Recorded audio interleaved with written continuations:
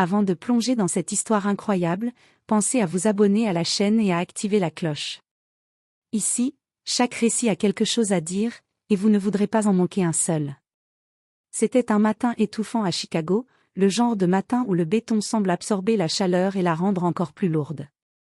Dans une ruelle étroite derrière un centre commercial, Madeleine Harper, une femme noire handicapée dans la trentaine, se déplaçait lentement avec sa canne. Son regard était concentré, déterminé, mais une tension invisible pesait sur ses épaules. Elle venait de sortir de son appartement pour aller à un rendez-vous médical, comme elle le faisait chaque semaine. Soudain, 2 policiers en patrouille, visiblement impatients et irrités par le trafic, l'ont accostée. Leur approche n'avait rien de professionnel, moqueur, condescendant, ils se sont mis à lui poser des questions absurdes sur ses papiers d'identité et à la provoquer pour la faire trébucher sur sa canne. Chaque mot était un coup, chaque rire un rappel cruel de leur supériorité présumée. Madeleine restait calme, serrant sa canne comme un bouclier invisible, consciente que toute réaction pouvait être utilisée contre elle.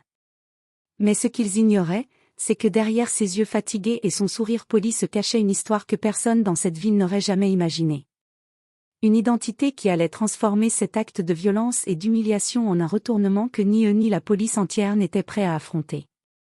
Ce qui avait commencé comme un contrôle de routine dégénérant en humiliation publique allait bientôt devenir un moment où le pouvoir serait inversé, et où ces policiers, sûrs de leur impunité, comprendraient que la véritable force ne se mesure pas à la peur qu'on peut infliger, mais à la justice que l'on incarne. Madeleine Harper avançait lentement, sa canne frappant le béton à chaque pas, quand les policiers s'arrêtèrent brusquement devant elle. Officier Jack Reynolds et sergent Tom Whittaker, 2 hommes dans la quarantaine, portaient leurs uniformes comme des armures de supériorité.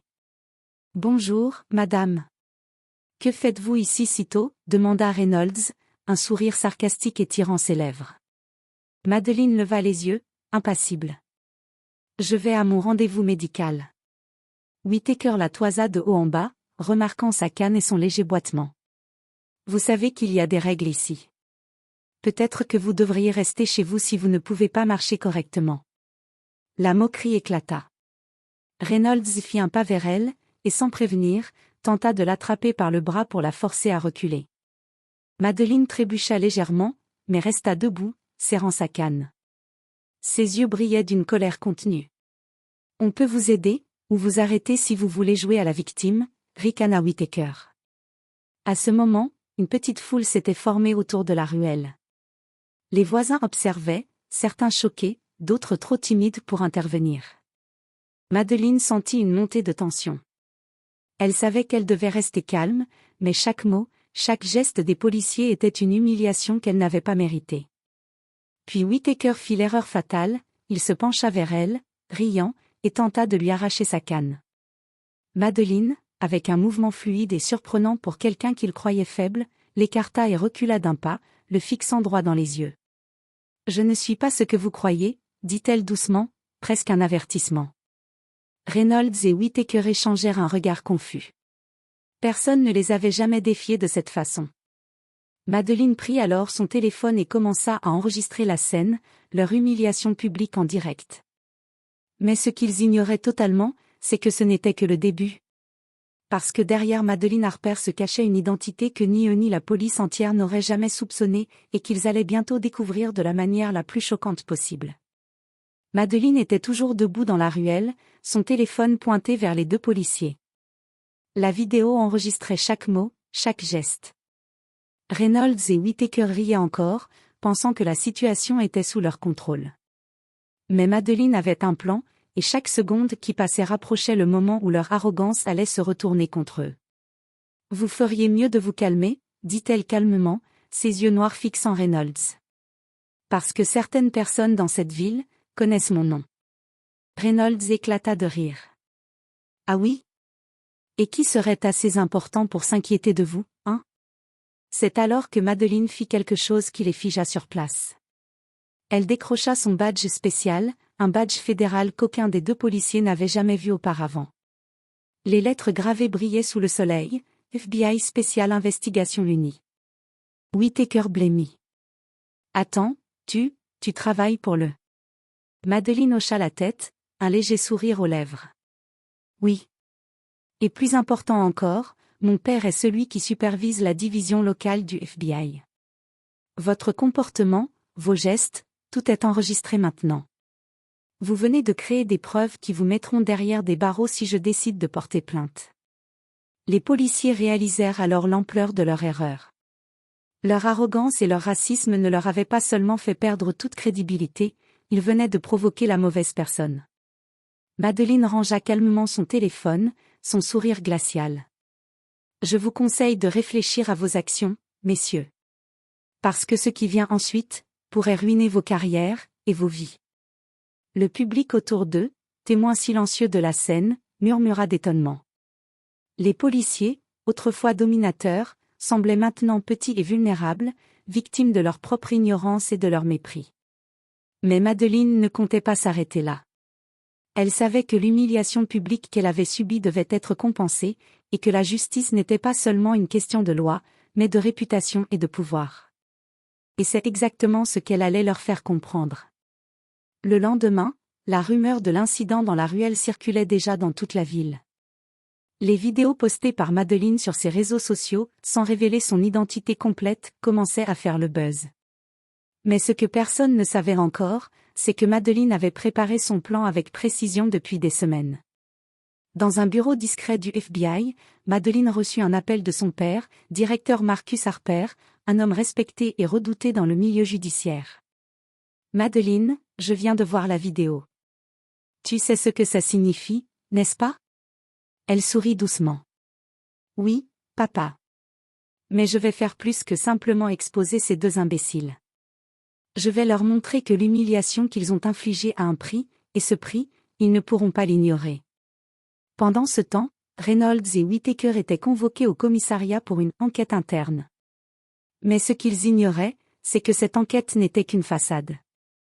Madeleine, avec l'aide de son père et du FBI, avait préparé un dossier complet sur leurs antécédents, leurs plaintes pour abus et leur comportement raciste documenté. Dans la salle d'interrogatoire, la tension était palpable. Madeleine entra, accompagnée de deux agents fédéraux. Son calme glacé contrastait avec la nervosité des policiers. « Vous vous souvenez de moi ?» demanda-t-elle, sa voix douce mais tranchante.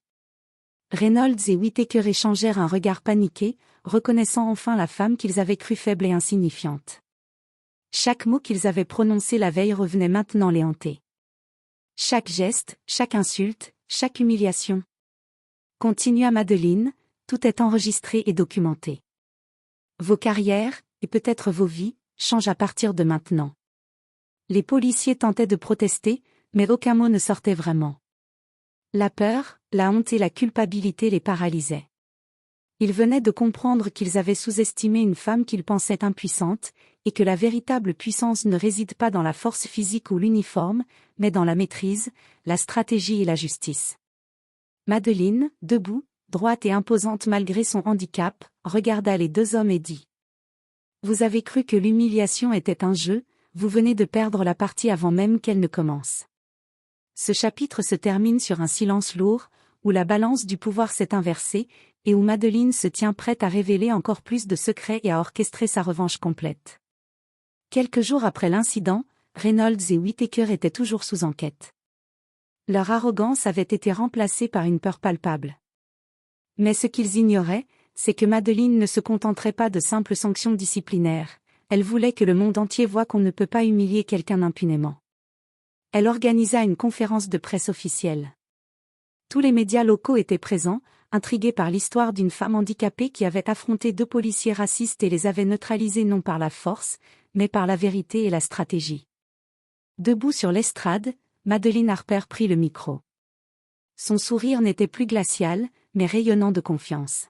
« Ce que vous avez vu dans cette vidéo, » commença-t-elle, « n'était pas seulement une humiliation publique.